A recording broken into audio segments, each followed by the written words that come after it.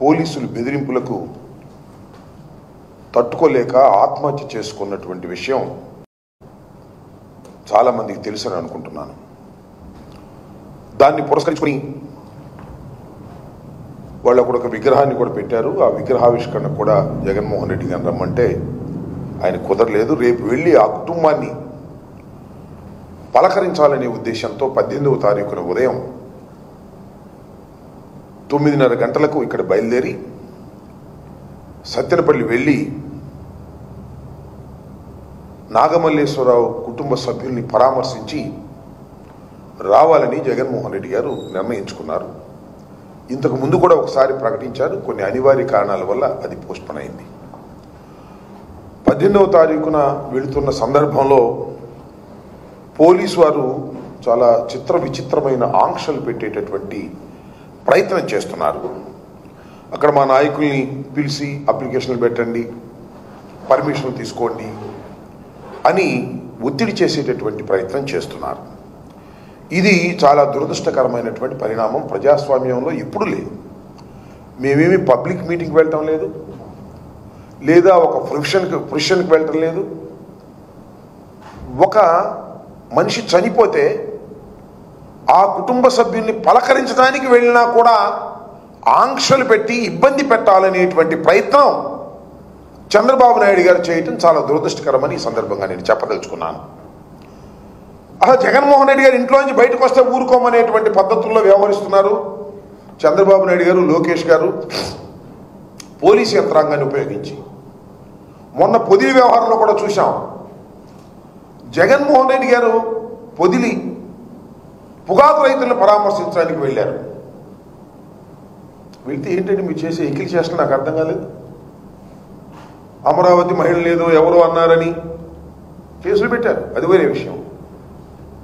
కొమ్మినేని శ్రీనివాస్ గారిని అరెస్ట్ చేశారు, అది వేరే విషయం. అక్కడ మహిళల్ని రెచ్చగొట్టి ఓ 10 మందిని నల్ల బెలూన్లు పెట్టి క్షమాపణ చెప్పాలి, ఎదురు వస్తారా? ఏమిటి చేష్టని అడుగుతా ఉన్నా. అదేమంటే వాళ్ళు మా మీద అందరి మీద కేసులు పెట్టారు. కేసులు పెట్టి కోర్టులో ప్రొడ్యూస్ చేసేటువంటి పరిస్థితి చేస్తున్నారు. ఒక రాక్షసత్వంగా మీరు ప్రవర్తిస్తున్నారు. ఇవాళ జగన్మోహన్ రెడ్డి గారు కూడా రెంటపాల గ్రామం వెళ్ళి ఆ కుటుంబాన్ని పరామర్శించాలనుకుంటే ఒక బాధిత కుటుంబం పోలీసుల యొక్క దౌర్జన్యం వలన, పోలీసుల యొక్క హెరాస్మెంట్ వలన ఆత్మహత్య చేసుకున్నటువంటి వ్యక్తి నాగమల్లేశ్వరరావు.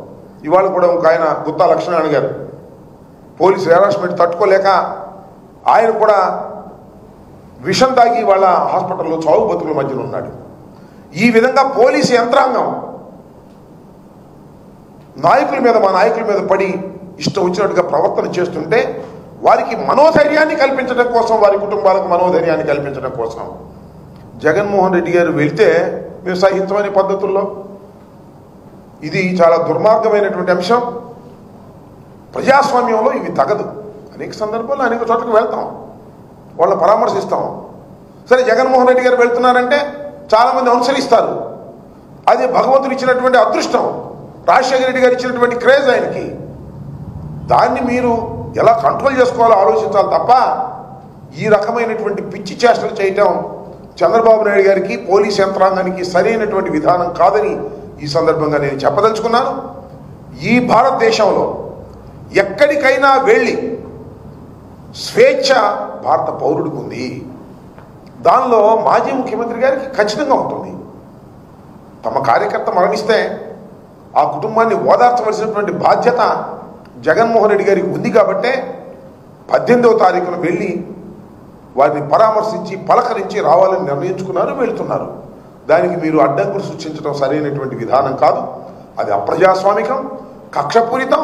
అది జగన్మోహన్ రెడ్డి గారు బయటకు వస్తే మేము బతకలేమనేటువంటి పరిస్థితులు మీరుంటే నాకు అర్థం కాదు. మీ తెలుగుదేశం పార్టీ బయట రాకుండా లోపల ఎట్టి పెట్టేస్తారు. మన ఇళ్లలోనే మా కార్యకర్తలు ఏమైనా జైల్లో పడేస్తున్నారు. జగన్మోహన్ రెడ్డి గారిని ఇంట్లో బంధించి ఏదో చేయాలని మీరు అనుకుంటున్నారు. ఇది చాలా ప్రమాదకరమైనటువంటి సంకేతాలు ఇస్తుంది. ఇప్పటికైనా చంద్రబాబు నాయుడు గారు, లోకేష్ గారు, తెలుగుదేశం పార్టీ ఇలాంటి అప్రజాస్వామికమైన విధానాలను పక్కన పెట్టి ప్రజాస్వామ్యయుతంగా ప్రవర్తించాలని మీ ద్వారా వారికి హెచ్చరిస్తున్నారు.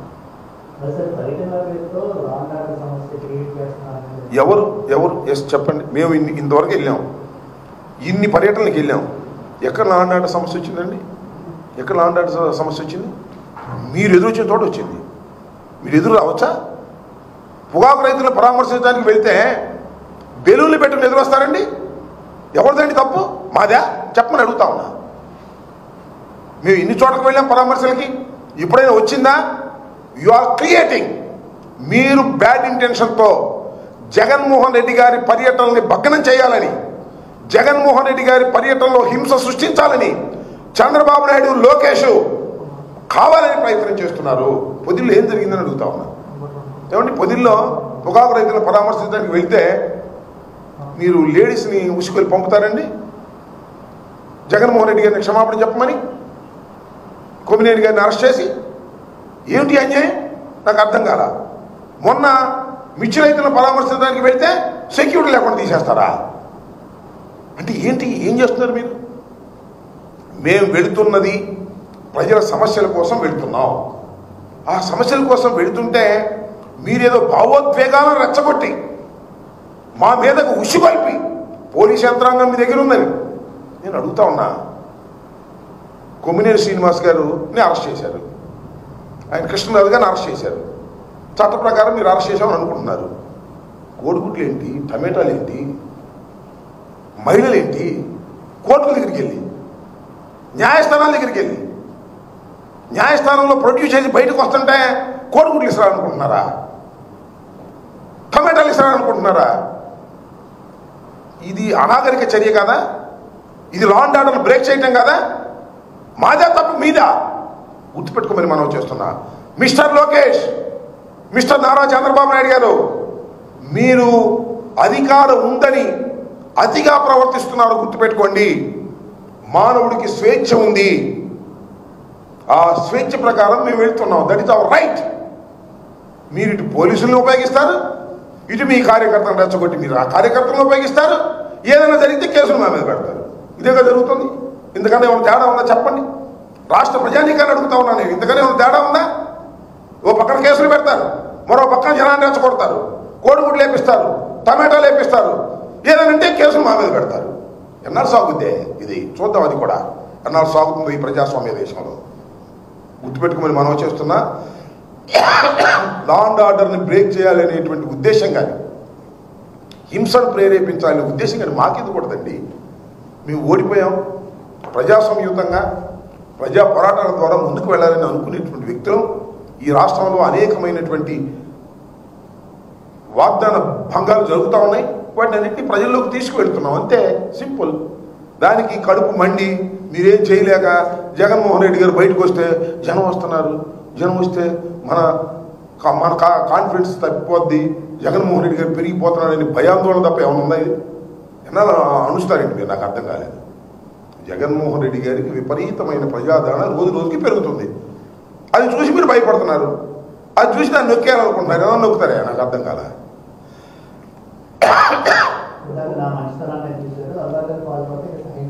ఎవరిది? చంద్రబాబు గారి మంచితనం చాలా కాలం నుంచి చూస్తున్నాగా. ఎన్టీ రామారావు అధికారంలో దించి దగ్గర నుంచి చూస్తున్నాం మనం.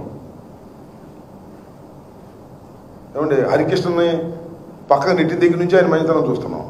ఆయన పేరేంటి వెంకటేశ్వరాన్ని పక్కన నెట్టినప్పటి నుంచి మనం మంచితనం చూస్తున్నాం. చాలా కాలం నుంచి ఆయన మంచితనాన్ని చూస్తున్నాం. మన కొత్తగా చూసేది ఏముంది? కొత్తగా చూసే మంచితనం ఏమి లేదు. ఇప్పుడు ఆయనకి 75, 76 ఉన్నాయి, నాకేమో 66, 67 ఉన్నాయి. నా చిన్నప్పటి నుంచి ఆయన మంచితనం చూస్తానే ఉండా. ఇందిరాగాంధీకి వెన్నుపోటు పొడిచి మామగారి పార్టీలోకి వచ్చిన మంచితనాన్ని చూసాం. ఆ మామగారిని వెన్నుపోటు పొడిచి పార్టీ మొత్తాన్ని ఆక్రమించుకున్న మంచితనం చూసాం.